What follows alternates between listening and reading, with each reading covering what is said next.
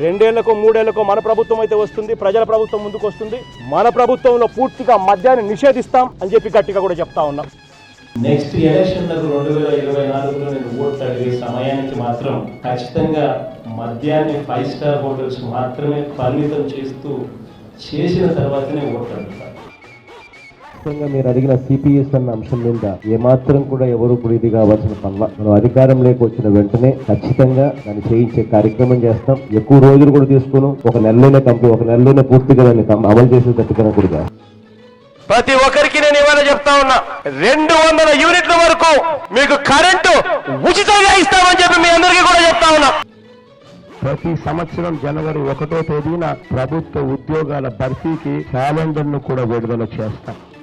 4 సంవత్సరాలలో 4 దశల్లో సంవత్సరానికి 6500 పోస్టులను భర్తీ చేసేందుకు గ్రీన్ సిగ్నల్ ఇవ్వడం జరిగింది.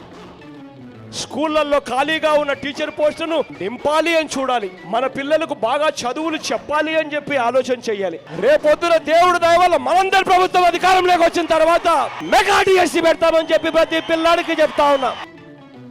మొట్టమొదటిగా నేను చేయబోయేది గవర్నమెంట్ లో ఖాళీగా ఉన్న మొత్తం 2,30,000 ఉద్యోగాలు రిలీజ్ చేస్తాను అని చెప్పి మీ అందరికీ కూడా నేను మాట చెప్తా ఉన్నాను. 25కి 25 ఎంపీ స్థానాలు మనమే తెచ్చుకుందాం. ఆ తర్వాత ప్రత్యేక హోదా ఎలా రాకుండా పోతుందో కూడా గట్టిగా చూస్తామని చెప్పి కూడా చెప్పండి. వర్షాలు తగ్గిన వెంటనే ప్రాజెక్టు పనులు కూడా మొదలైపోయాయి. ప్రాజెక్టు 2021 జూన్ నాటికి కంప్లీట్ చేస్తాము, నీళ్ళు ఇస్తామని కూడా ఖచ్చితంగా చెప్తాము. ఇదే కడపకు స్టీల్ ఫ్యాక్టరీ ఇస్తామని చెప్పి సంతకాలు పెట్టినా కూడా పట్టించుకునే పరిస్థితి ఇవాళ కనిపిస్తా ఉంది. కానీ ఈ ఫ్యాక్టరీ మాత్రం 3 సంవత్సరాలలో ఎట్టి పరిస్థితుల్లోనూ పూర్తి కావాలి అని చెప్పి దృఢ నిశ్చయంతో ఇవాళ ఈ ప్రాజెక్టు పనులను ఇవాళ మొదలు పెడతా ఉన్నాం.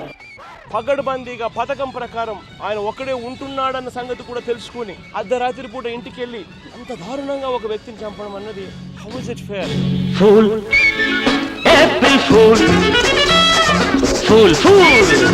April Fool.